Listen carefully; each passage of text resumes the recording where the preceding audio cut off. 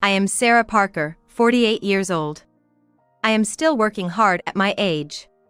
My husband Ken is an unsuccessful novelist for years younger than me. I had taken care of all the work, childcare, and housework, but Ken had a mistress.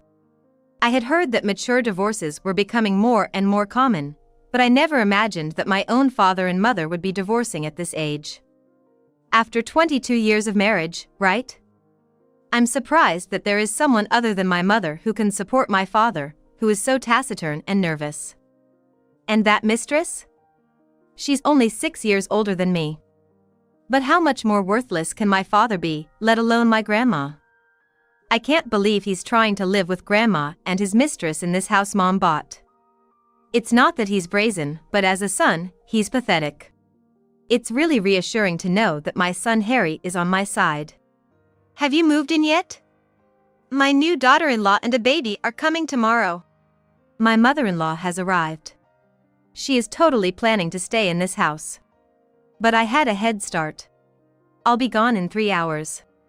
Why do I have to wait 3 hours when all you have to do is bring your personal belongings? Mom, what's going on? Harry whispered quietly. Mom, you're going straight to the airport to catch a flight, right? Well, kind of. Then the moving company arrived, and my belongings were taken away. Well then, take care, Harry. It's your first time living alone and working, but do your best in moderation. And also, I left a message for Ken and Nancy with Harry and left the house. Then I took a taxi to the airport for my overseas transfer. 3 hours later, when my husband peeked into the house, he saw a scene he hadn't anticipated at all.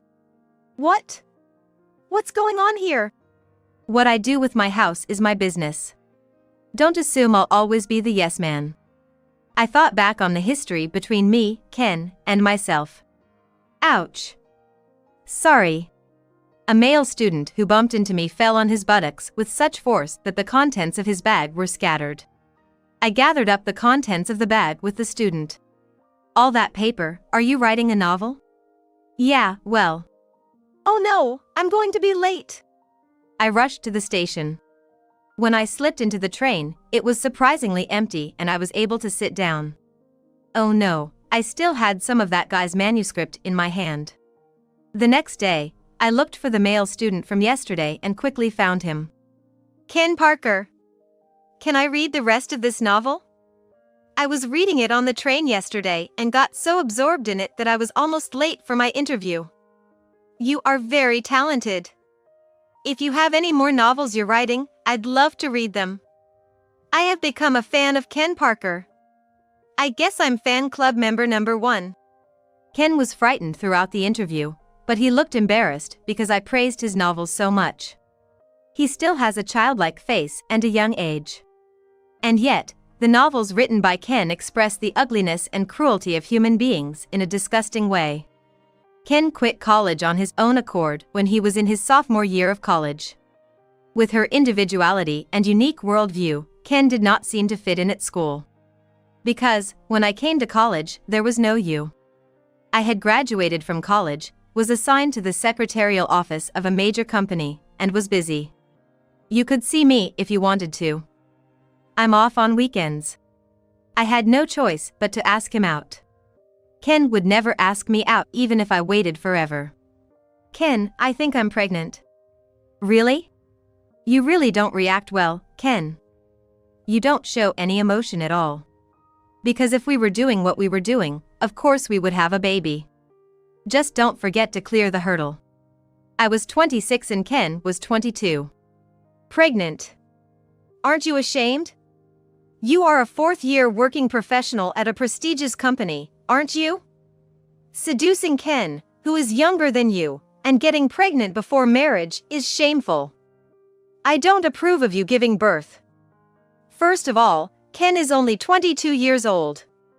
Besides, Ken has always had no interest in people.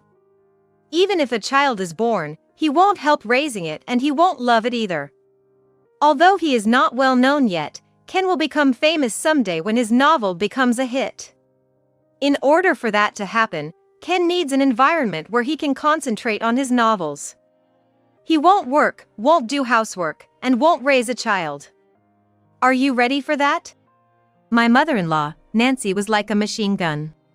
Of course I am ready. I will do the work, and I don't expect him to help me with the housework and childcare. I am the same as you, mother-in-law. I want him to concentrate only on writing. We will also buy a house. I will prepare a quiet room for her to write in, and I also plan to build a library for him who loves books. You mean you are going to buy a house with your own money?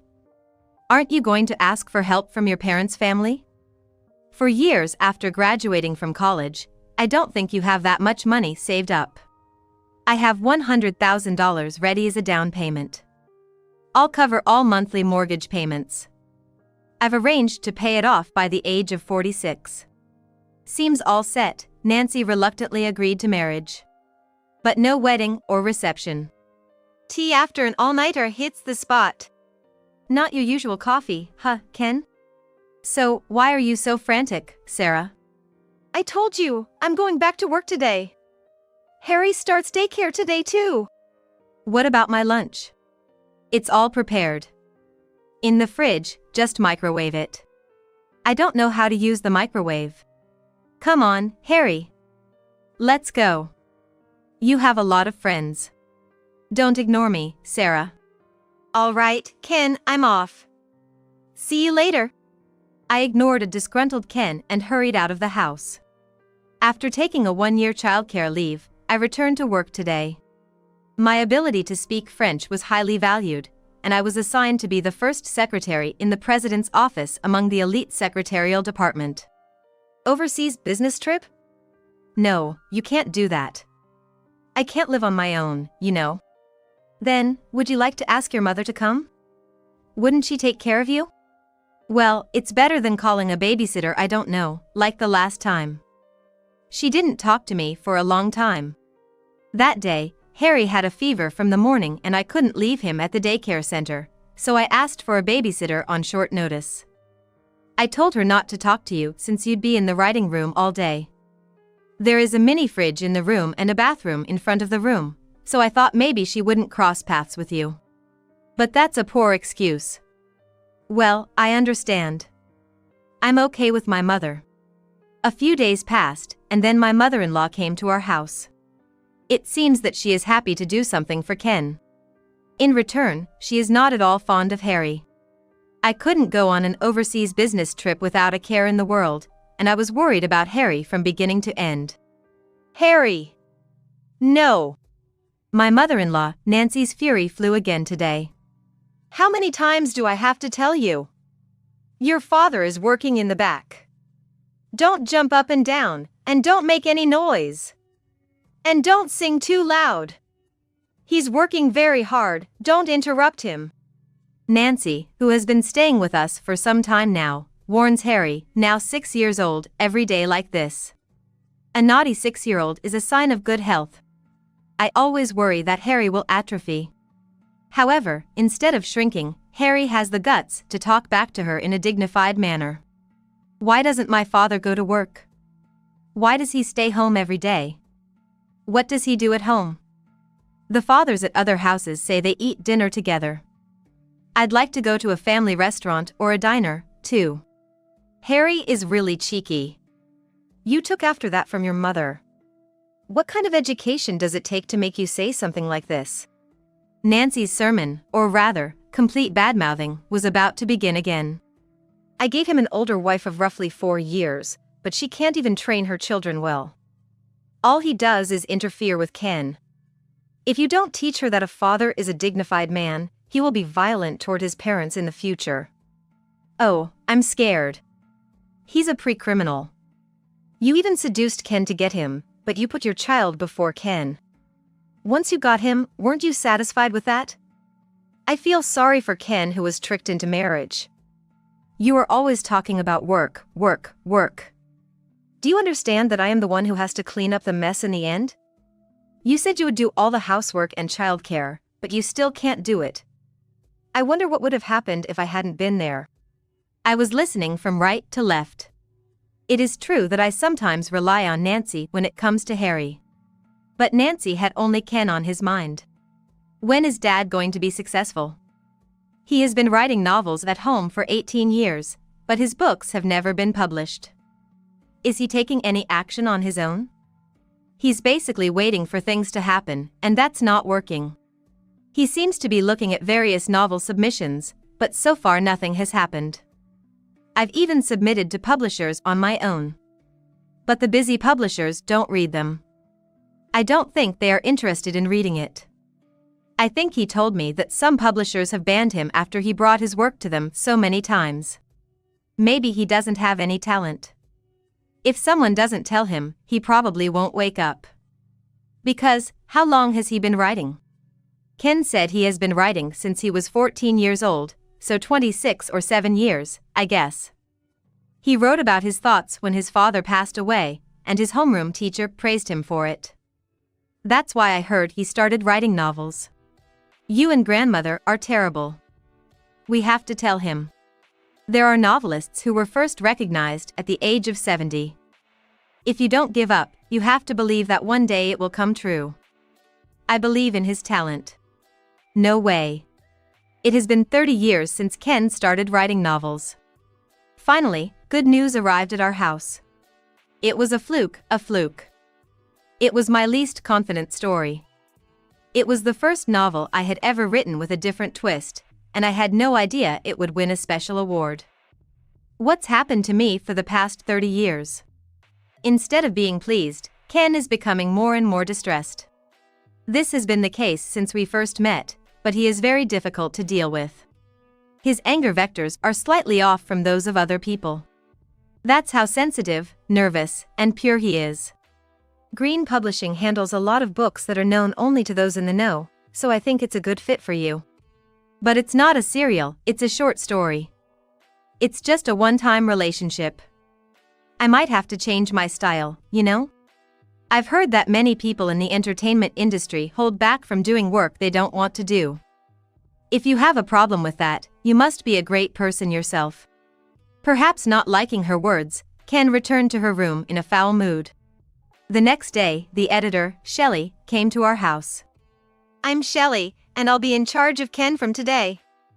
I look forward to working with you. She is a bright, brisk, and pleasant young woman.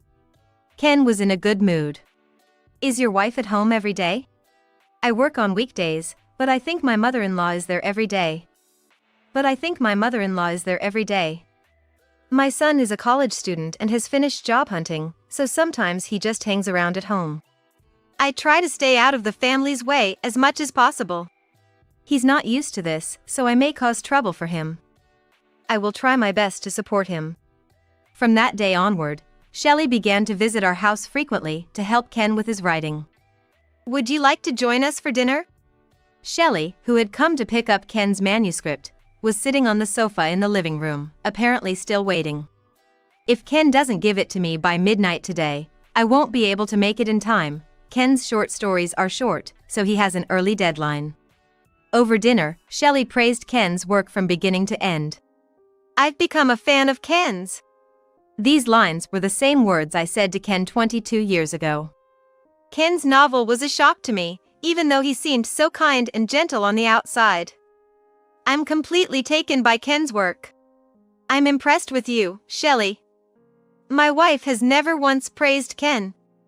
Harry has never even read any of Ken's novels.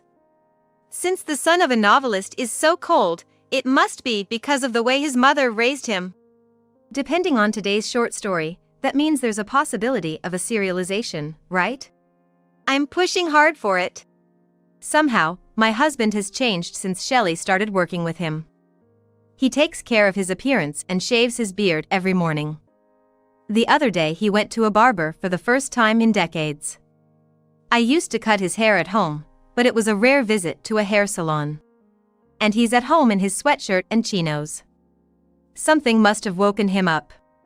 Shelley is young and pretty, so he wants to be seen in a good light. It's gross, and I don't think a 40-plus-year-old man would be taken seriously by a woman in her 20s. And if you were a man, you would be called a sexual harasser.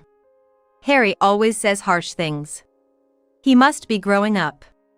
Ken is still stuck in the hotel today, mother-in-law? Ken is staying at a hotel for the rest of the week. He is pretending to be a big-name writer. The short story collection was good, but this time it's a petit novel with up to 3 stories, right? What's more, it's only 1 or 2 pages, so why is he pretending to be a great writer and staying at a hotel? Harry, you really do have a sharp tongue, don't you? You are really a talker, Harry. Your father has finally been recognized and made famous. You are not the son of a novelist. This is also the fault of his wife's discipline. Sarah will always refuse to acknowledge Ken, so Harry will think the same way. Harry does not like Ken very much. A father who has never played with him since he was a little boy. A father and son who never had a good conversation. He hated his father, who was clearly different from the fathers of his other friends, especially during his adolescence. Now he has mellowed a lot, I think, from Mother's point of view. You've been slacking on the housework lately. I can't imagine what the future holds for you if all you do is work now that Harry is out of the picture. I'm sorry, we've been short-staffed due to cutbacks. If you get laid off, it will be the end of this house. Don't make the mistake of relying on Ken's earnings. Even now, Ken's earning is almost nothing. Starting with Green Publishing, there have been offers for a book, but Ken seems to be having a hard time writing. If you are a successful writer, you can get a prominent place in bookstores. But an unknown author can only find one book on the shelf. No one will find it or pick it up. I'll vacuum while Ken is gone. When Ken was at home, there was no way she could make a sound of the vacuum cleaner. Even the sound of the washing machine spinning is too much for Ken, and that noisy vacuum cleaner is a terrible bomb. Ken's writing room is a country-style room, and the writing desk has not changed. The sight of Ken sitting cross-legged at her writing desk was a common sight in this household. What's this? Underneath the manuscript paper on the writing desk, there was a notebook that looked like a diary, which Ken has been keeping for a long time. I don't remember Ken keeping a diary for a long time. I had a nasty desire to take a look, so I flipped through the notebook. Oh no! The notebook spelled out sweet words that were so sweet that I felt a sense of sympathetic shame, as if sending them to someone. I had thought on my own that Ken would never be able to write a love story, but apparently not. The subject was clearly Shelley. However, there was nothing sensual about the text, and on the contrary, it was poorly written as he was not used to writing such novels. The only pleasure I have when I am cooped up in a hotel is the room service I get with Shelley.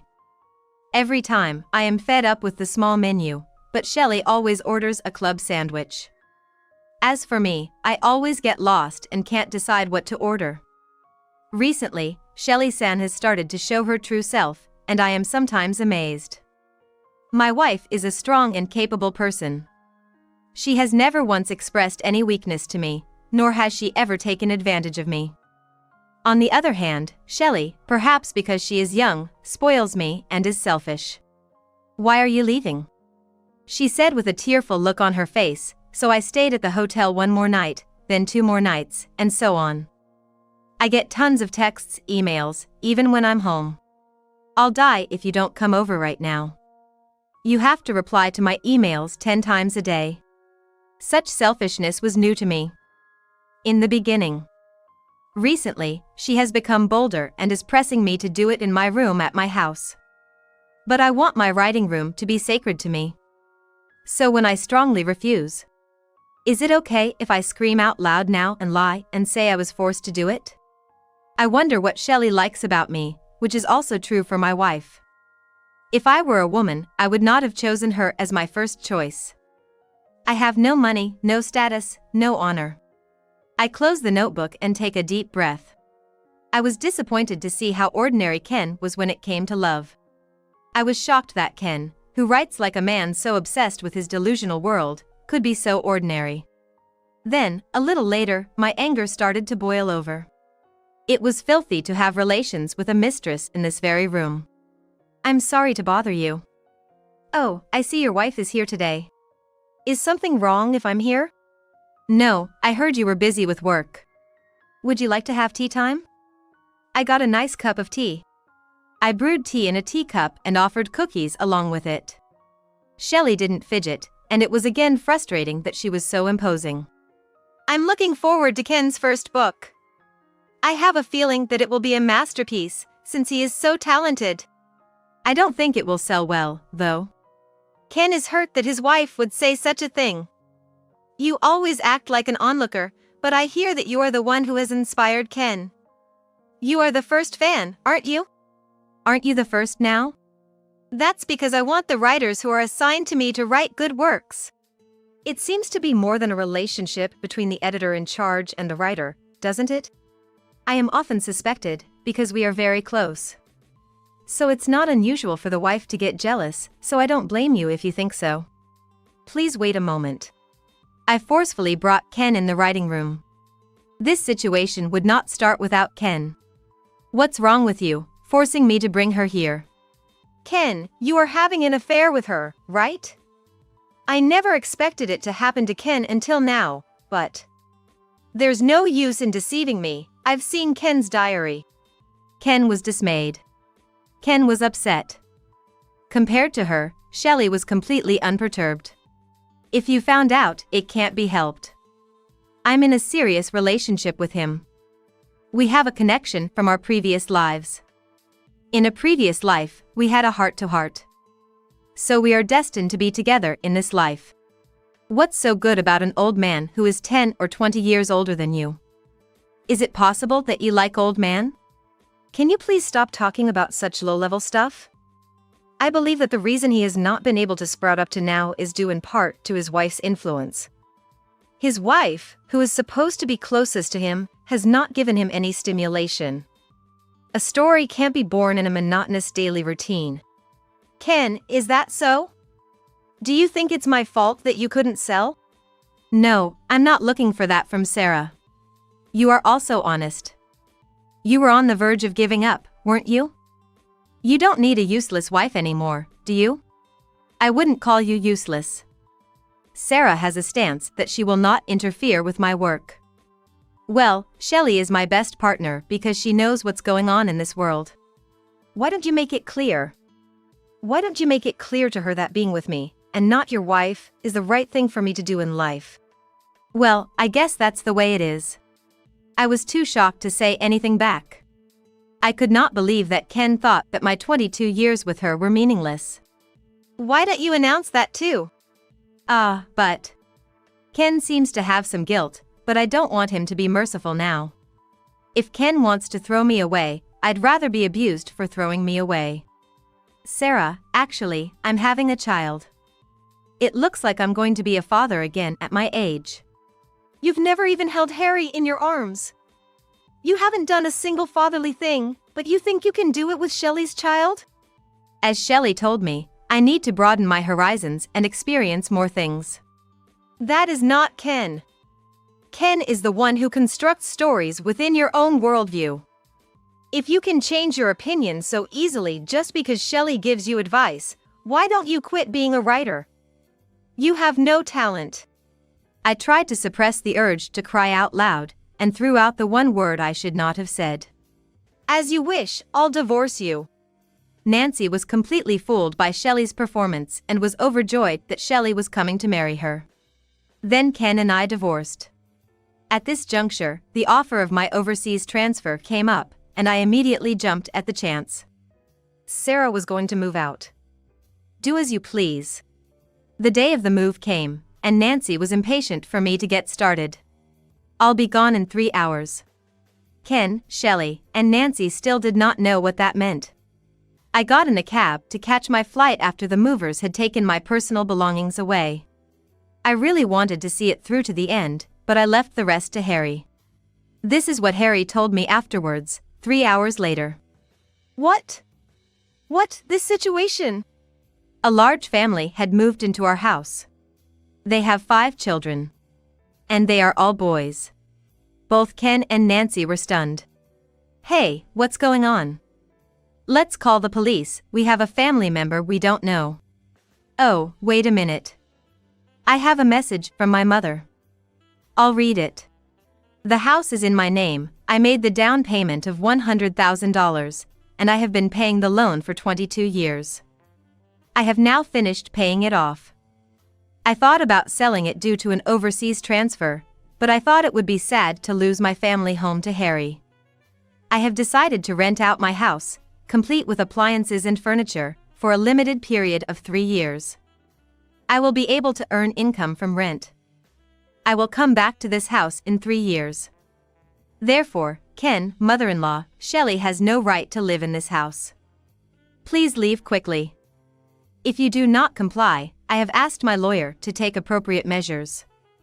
I am sure that the new occupants of the house, a large family, are occupying the house now. There are 5 boys in the house, and they must be very noisy and mischievous. Ken, can you write in such noise? You can't do it, can you, mother-in-law? Harry was forbidden to make noise at home, and if he made even the slightest noise, he was scolded by his mother-in-law. That is why Harry used to walk on his toes. That is how nervously he lived his life, paying attention to the adults. Well, if Ken wins an award, she can live in a bigger house, right? With Shelley, who might crush Ken's talent, you should produce a good home and good works. But I think even the child Shelley will give birth to will make a fuss, right? My works can only be born in silence, which Ken has always used as an excuse. That's why I granted your wish for a writing room, so why haven't you produced any good works in 22 years? Maybe you don't have any talent. Then, I hope to see your books in bookstores. Though I definitely won't buy it. So she said. Dad, Grandma, and Shelley, you should give it up. At this moment, all 3 of them came to their senses and fell to their knees at the same time. After this, Ken and Nancy had no choice but to move into Shelley's 1-room apartment. How's work? How is it going? Well, it's tough. I now know how great my mother is. Have you gotten used to living on your own? I've got some big news. Dad, I think Shelley ran away. After Mom went abroad, they lived in a 2DK apartment house with kids, huddled together, you know? Naturally, he couldn't write anymore. He was writing at an internet cafe, but he couldn't write at all. Then he got fed up with Shelley and left them. Left her child behind? I can't believe it. I guess it wasn't the married life she dreamed of. Ideal and reality are different. I think everyone knew this would happen. Not only that, in the end, there was no one left to earn money, right? So, Grandma, as a matter of fact, borrowed money from consumer credit companies. Now she's being chased by debt collectors. I'm under my mother's surname, so the debt collectors didn't come directly to me. Grandma started crying and asking me to lend her money, saying that she deserved it as a son. As a result, my father and Grandma ran away in the night. I felt relieved. I felt like I was finally liberated. I am glad I had Harry. I had no idea that he would become such a strong and dependable person. Living abroad was comfortable. I was so contented that I wondered if it was okay for me to live a comfortable life. I was so satisfied with my life.